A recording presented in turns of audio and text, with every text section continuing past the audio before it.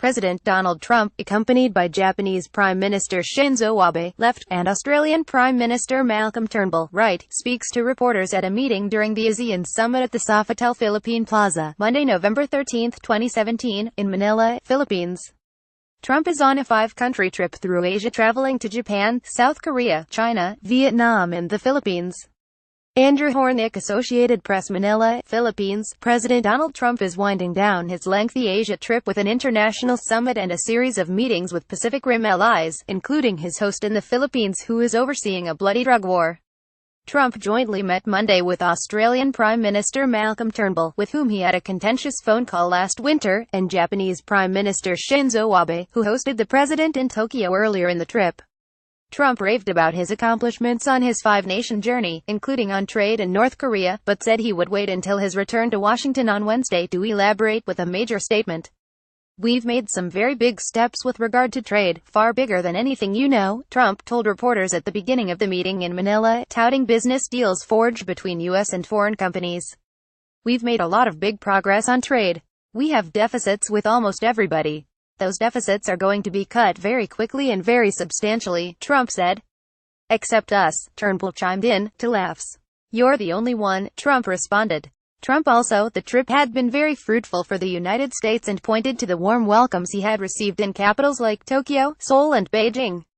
"It was red carpet, like nobody, I think, has probably ever received," Trump said. "And that really is a sigh of respect, perhaps for me a little, but really for our county. And I'm really proud of that." The opening ceremonies of the Association for Southeast Asian Nations Conference began with pageantry, including a group photo of the leaders and the summit's traditional handshake. That crossbody handshake, during which each leader shakes the opposite hands of those next to him or her, briefly baffled Trump, who then laughed as he figured out where to place his arms. One of the leaders on his flank, Philippine President Rodrigo Duterte, who has overseen a bloody drug war that has featured extrajudicial killings. The two men are also slated to hold longer, formal talks later Monday, and White House aides signaled that Trump is not expected to publicly bring up human rights in their discussions. Trump will also meet with Prime Minister Narendra Modi of India, which plays a key role in the U.S. vision of an Indo-Pacific region that attempts to de-emphasize China's influence. And he is slated to have dinner with Turnbull. But swirling questions about Russia followed Trump halfway across the globe. He tried to have it both ways on the issue of Russian interference in last year's presidential race, saying he believes both the U.S. intelligence agencies when they say Russia meddled and Putin's sincerity in claiming that his country did not. "I believe that he feels that he and Russia did not meddle in the election," Trump said Sunday in Hanoi, Vietnam. "As to whether I believe it, I'm with our agencies," Trump said. "As currently led by fine people, I believe very much in our intelligence agencies." But just a day earlier, he had lashed out at the former heads of the U.S. intelligence agencies, dismissing them as political hacks and claiming there were plenty of reasons to be suspicious of their findings that Russia meddled to help Trump defeat Democrat Hillary Clinton.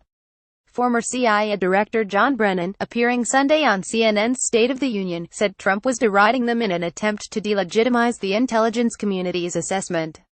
"I think Mr. Putin is very clever in terms of playing to Mr. Trump's interest in being flattered.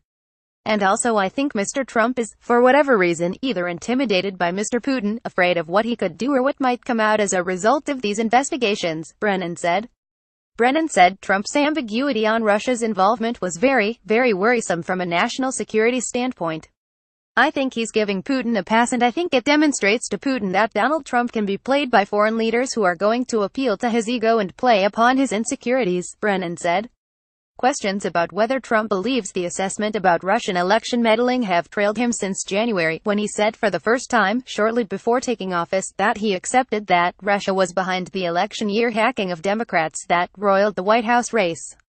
A special counsel's examination of potential collusion between Moscow and Trump campaign aides so far has led to indictments against Trump's former campaign chairman and another top aide for crimes unrelated to the campaign, and a guilty plea from a Trump foreign policy advisor for lying to the FBI. Multiple congressional committees are also investigating.